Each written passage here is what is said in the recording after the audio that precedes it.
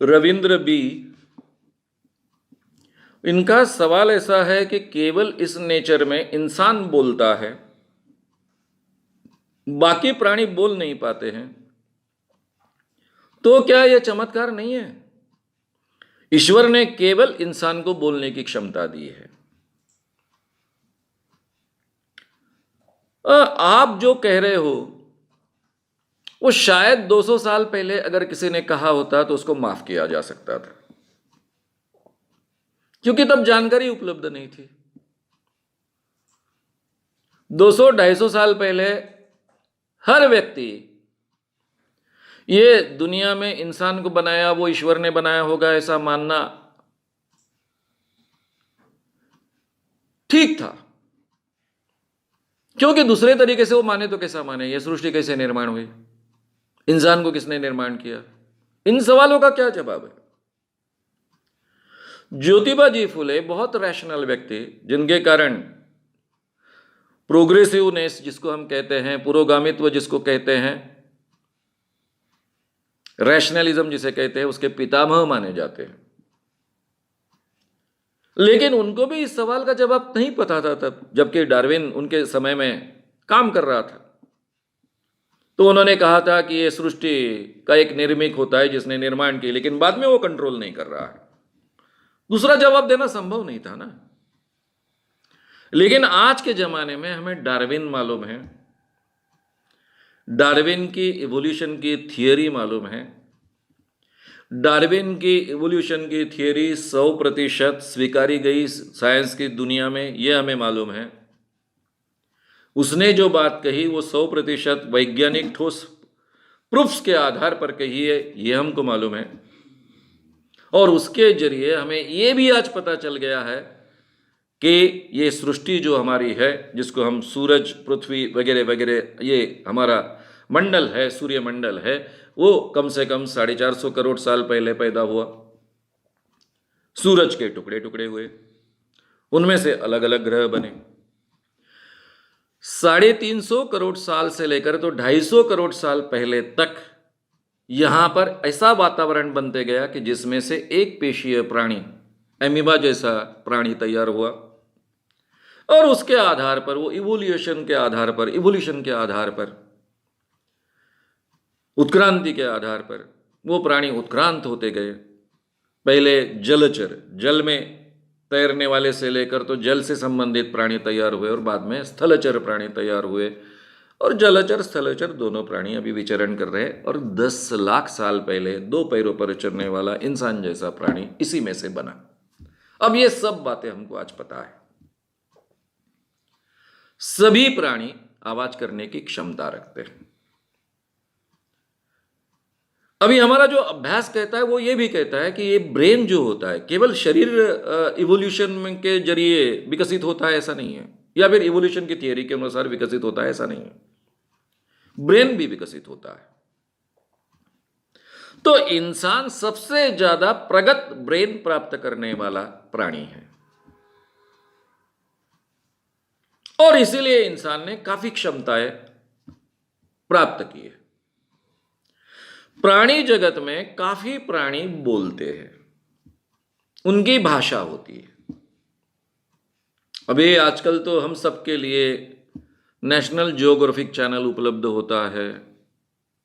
मैं डिस्कवरी का नाम नहीं लेता हूं क्योंकि काफ़ी चीज़ें उसमें अनसाइंटिफिक भी आती है, लेकिन नेशनल जियोग्राफिक चैनल ने, बीबीसी नेशनल जियोग्राफिक चैनल, इन्होंने अपनी व्यवस्था कायम रखी कि कोई भी अनसाइंटिफिक बात वो नहीं रखते हैं अपने इसमें।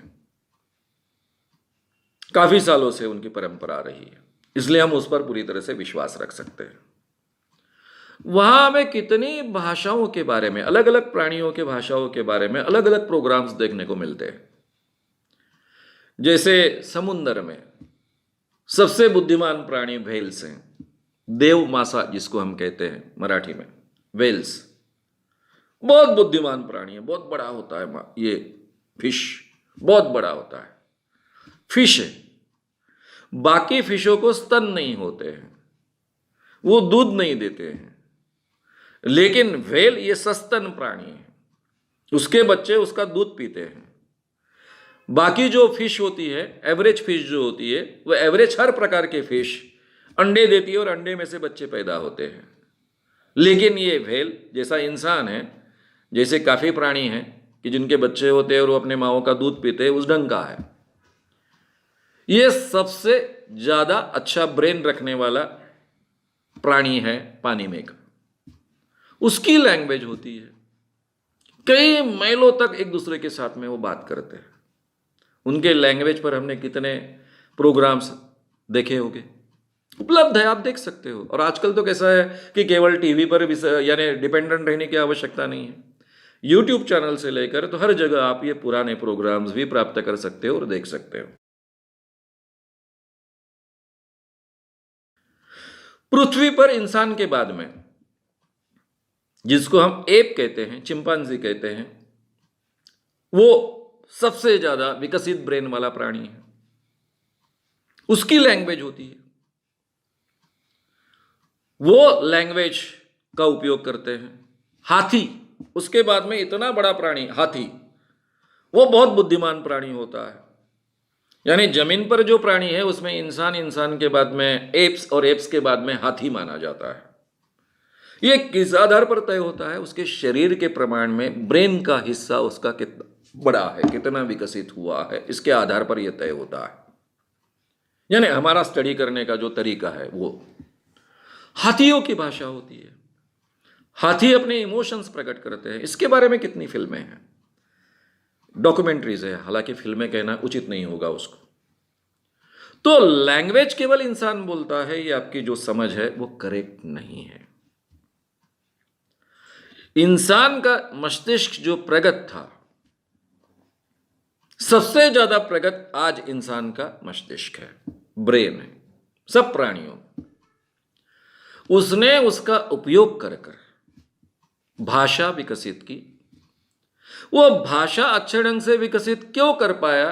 क्योंकि उसमें विचार करने की क्षमता की आवश्यक सभी चीजें ब्रेन में उपलब्ध थी। उसने भाषा विकसित की, इसलिए वो ज्यादा अच्छे ढंग से विचार कर पाया। वो ज्यादा अच्छे ढंग से विचार कर पाया, इसलिए बहुत कुछ वो कर पाया। यानी नेचर में अलग अलग चीजें ढूंढ पाया। अपने हाथ में उसमें शक्ति नहीं थी तो उसने लकड़ी ली, उसको पत्थर बांधा और भाला बनाया। इस ढंग से वो अपने हाथ की शक्ति बढ़ाता गया। दूरबीन खोजकर वो अपने आंखों की शक्ति बढ़ाता गया। दूर से सुनाई दे इसलिए टेलीफोन से लेकर सब चीज़ें विकसित करते गया। इस ढंग से उसने इस नेचर में जो है उसी का उपयोग कर कर, अपने ब्रेन का उपयोग कर कर, ये ब्रेन में जो तार्किक क्षमता है उसका उपयोग कर कर अलग अलग अनुसंधान किए, अपना जीवन प्रगत किया। कुछ अपना नुकसान भी उसके द्वारा करवा लिया, लेकिन ज़्यादातर फायदा करवा लिया। ये पूरा का पूरा मानव जाति का इतिहास है। इसमें चमत्कार का कोई हिस्सा नहीं, ना ही भगवान ने इंसान को बोलने की क्षमता दी है, ना ही भगवान ने इंसान को निर्माण किया है। ये हमें आज के ज़माने में बहुत अच्छे ढंग से मालूम है, उसका पता है। हर विद्यार्थी को ये मालूम होना ही चाहिए। इतना ज्ञान ऑलरेडी हमारे पास उपलब्ध है। इसके बावजूद भगवान को मानना न मानना ये अलग बात है। लेकिन ये सृष्टि कैसे निर्माण हुई, इसके जवाब तो आज हमारे पास है। इसलिए कम से कम आज के ज़माने में इंसान को जो बोलने की क्षमता है वो चमत्कारिक क्षमता है। अरे भाई, 10 लाख साल पहले जो इंसान जन्मा था, इस पृथ्वी पर विचरण कर रहा था, उसके पास कोई भाषा नाम की चीज नहीं थी। वो चिल्लाता था केवल।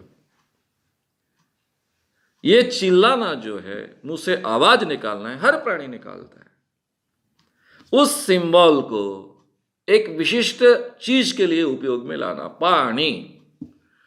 पानी तो पहले से नेचर में था।